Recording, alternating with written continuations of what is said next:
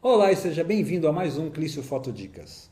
Com o patrocínio da Adobe, da Sony Alpha, da Maco, da HP e da Digipix, nós vamos falar hoje sobre diafragma, velocidade e ISO. Foi como eu prometi na semana anterior. Os três controladores determinam a quantidade de luz que vai entrar na sua câmera. E isso é fundamental, isso é a base da fotografia. Antigamente, com as câmeras mecânicas, era muito mais fácil, porque o diafragma estava na própria objetiva como um anel. Então a gente podia fechar e abrir o diafragma, e isso era não só visível, como era audível. Existia um ponto de parada entre um diafragma e outro. Esse ponto de parada é conhecido como f-stop. Então vamos abrir um stop, vamos abrir um diafragma e deixar a foto mais clara. Vamos fechar um stop, vamos fechar o diafragma e deixar a foto mais escura. O stop é por causa da paradinha. Hoje não tem mais anel nas objetivas modernas. O diafragma existe, ele é mecânico, mas ele é controlado eletronicamente. Então o anel não está aqui presente. Claro que da mesma forma que antigamente eu posso abrir e fechar o diafragma. Mas não sou eu que controlo isso. Quem controla é a câmera. Aqueles numerozinhos que tem lá no seu backzinho de LCD digital. Então a gente vai ver as continhas, por que o buraquinho aumenta e o número diminui, no caso do diafragma, por que o número aumenta e a velocidade fica mais rápida, no caso da velocidade, e como a gente faz isso, como a gente faz essas continhas funcionarem, para a gente saber exatamente como exercer esse controle sobre a luz. Vamos ver no computador que é mais fácil. Vamos começar abrindo o Photoshop para explicar exatamente essa história de abertura, diafragma, F-number ou stop. Stop eu já falei na introdução, que veio daquelas paradinhas que o diafragma mecânico dava. Então, a maior dificuldade é entender por que os números menores, como 2, 4, 5, 6... tem as aberturas maiores do diafragma. E os números menores, por sua vez, como 22, 32, 16, tem a abertura menorzinha. Ora, isso se dá porque a determinação desse número é o resultado da distância focal da objetiva que a gente está usando, dividido pelo diâmetro da íris. O diâmetro da íris é o buraquinho que está aberto aqui. Muito bem, se eu divido a distância focal pelo diâmetro da íris, eu tenho um resultado que tem que ser sempre um desses números. E é fácil de entender. Se eu tenho uma objetiva de 50 milímetros, por exemplo, e a objetiva está totalmente aberta, o diafragma está totalmente aberto, então o diâmetro do diafragma vai ser 50 milímetros. 50 dividido por 50 dá 1. Então, esse é o diafragma mais aberto dessa objetiva. Se a mesma objetiva tem um diâmetro menor, um buraquinho menor, de 25 milímetros, por exemplo, 50 milímetros dividido por 25 dá 2. Então, o diafragma é 2. Se a mesma objetiva tiver 12,5 milímetros de diâmetro, vai ser 4 diafragma. E assim por diante. Então, fica fácil entender. Se eu mudar essa objetiva de 50 milímetros para uma objetiva de 100 milímetros, uma objetiva de 100 milímetros com um diâmetro de 50 milímetros no diafragma, vai me dar diafragma 2 e não 1. Mas o importante é entender que os números dos diafragmas são constantes. São sempre esses. Existe uma ordem que é 1, 1.4, 2, 2.8, 4, 5.6, 8, 11, 16, 22, 32, 45, 64, 90 e assim por diante. Essa ordem é uma ordem obviamente resultado de alguma conta e ela tem uma lógica, ela segue uma lógica. Esses são os chamados diafragmas cheios. São aqueles diafragmas que a gente chama de um stop. Se eu quiser que a minha foto fique um diafragma mais escura e eu estiver usando o diafragma 1, Basta eu fechar para 1.4, que ela vai ficar um diafragma mais escura. Se eu estiver usando 5.6 e quiser a foto 2 diafragmas mais claros, eu tenho que pular um diafragma, 2 diafragmas e ir para o 2.8, e aí eu vou ter 4 vezes mais luz entrando na minha objetiva. O difícil é entender por que a ordem desses números não é linear. Olha só, eu não tenho uma progressão geométrica simples. 1, 2, 4, 8, 16, 32. Entre o 16 e o 32, entre o 16 e o 8, tem outro número aqui. Essa ordem não é uma progressão geométrica de fator 2, simplesmente porque a gente tem esse 1.4, que é a raiz quadrada de 2. Então, a constante aqui é esse númerozinho mágico aqui, 1.4, raiz quadrada de 2. Por quê?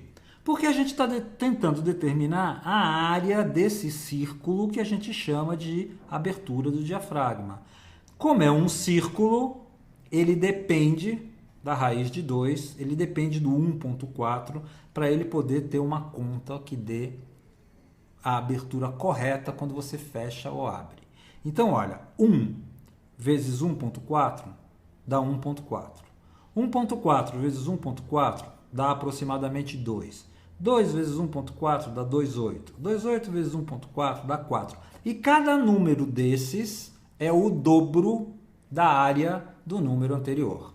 Então, olha, o número aumenta e o buraco diminui porque ele é resultado de uma divisão, ele é uma fração. Sendo uma fração, é normal o número aumentar e o tamanho diminuir. Uma vez que a gente entende isso, que é a parte mais chata de entender, por que o número aumenta, o buraco diminui. Por que não é 1, 2, 4, 8, 16 e sim 1, 1.4, 2, 2.8? Porque, na verdade, não pode ser linear. Tem que ser usando a raiz quadrada de 2, porque é uma área de um círculo. Se a gente for ver a velocidade é bem mais fácil de entender. Eu comecei pelo mais difícil, mas a velocidade é fácil. Olha, se eu deixar o meu obturador aberto um tempo suficiente, as coisas ficam borradas. Essa água toda está borrada porque ela passou pelo meu sensor enquanto o obturador estava aberto. E ele ficou aberto muito tempo. Tempo suficiente para a água não congelar, para a água passar e outras águas passarem e ficar essa impressão mais de sonho, mais borrada que a gente tem aqui. Então, quem determina se o objeto vai ser congelado ou se o objeto vai estar tremido é sempre o obturador. E o obturador também é um mistério para a maioria das pessoas, porque, olha, o número aumenta 2, 4, 8, 15, 30, 60, 125 e a velocidade fica mais rápida. O tempo aumenta, o número aumenta e o tempo fica mais curto de captura. Claro que é mais fácil de entender agora que a gente já falou do diafragma, porque na verdade 2, 4, 8, 15, 30 não é 2 segundos, 4 segundos, 8 segundos, é 1/2 segundo, 1/4 de segundo, 1/8 de segundo. É uma fração também. Tanto que você pode ter números maiores. Você pode ter velocidades de obturador muito mais lentas, como 1 segundo, 2 segundos, 4 segundos. Para aquela foto que a gente acabou de ver, que a água está borrada, provavelmente a câmera estava num tripé e provavelmente o fotógrafo usou 1 segundo de velocidade, que foi um tempo longo o suficiente para capturar toda essa água em movimento. Então, quem determina esta velocidade são essas frações. Quanto mais alto o número, menor o espaço de tempo que o obturador vai ficar aberto. Fácil, porque já que a gente entendeu o diafragma, dá para entender que é o mesmo princípio que está operando aqui. Por ser uma fração, o número aumenta e a velocidade diminui. Legal. Quando a gente junta isso com a nossa escala de diafragma, a gente tem uma correlação aqui. E olha como isso funciona. Vamos pintar aqui. Deixa eu escolher uma cor que a gente consiga ver. Vamos pintar aqui. Olha, se eu escolher a velocidade de 1/30 de segundo, porque eu não quero que as coisas saiam muito borradas. e o meu fotômetro me diz que o diafragma ideal é 5,6, esses dois números estão fazendo com que a luz que entre na minha objetiva e atinja o sensor seja exatamente a necessária para a foto não ficar nem escura nem clara. Acontece que eles se relacionam de uma maneira muito sinérgica. Se ao invés de 30 de velocidade eu quiser 125, que é para realmente parar a ação, congelar um movimento, olha, eu andei 1, 2 para o lado direito. O que eu tenho que fazer? Pegar a minha escala de diafragma e andar 1, 2 para o lado esquerdo. Quando eu tenho 2,8 e 125, eu tenho exatamente a mesma quantidade de luz atingindo o sensor do que 30, 5,6. Se eu tivesse 60, andei 1 para cá, e 4, andei 1 para lá, 60 com 4 é exatamente a mesma coisa que 30 com 5,6, que é exatamente a mesma coisa que 125 com 2,8 e assim por diante. O truque é esse. Quando você anda um lado para a direita, você anda o outro para a esquerda. Quando você anda o lado de cima para a esquerda, você anda o lado de baixo para a direita. E a correlação acaba sendo sempre constante. Uma vez que isso está entendido, olha só, vem o terceiro fator, que é o fator do ISO, ou sensibilidade do sensor. O ISO deveria ser uma constante para a gente jogar com as outras duas variáveis. Ficaria muito mais fácil. Porém, o ISO não é uma constante. Dependendo da câmera, o ISO pode começar em 100, ou começar em 200, ou começar em 50, depende do sensor. A escala do ISO, essa sim é uma escala de progressão geométrica simples. Olha, eu tenho 100, o dobro é 200, o dobro é 400, o dobro é 800 e assim por diante. Então ele vai crescendo e cada número desses, que é o dobro do anterior, captura um diafragma a mais de luz. O dobro de luz do que o ISO anterior. Então, se eu estou num lugar escuro, que eu estou com ISO 100 na minha câmera e não consigo fazer a foto, eu vou subindo. Vou para o 200, abrir um diafragma. Vou para o 400, abrir 2 diafragmas. Vou para o 800, abrir 3 diafragmas. Então, ele é o terceiro fator variável que joga com a velocidade e com o diafragma aqui em cima para te dar exatamente a possibilidade ou não de fazer aquela foto. Vamos a um exemplo prático.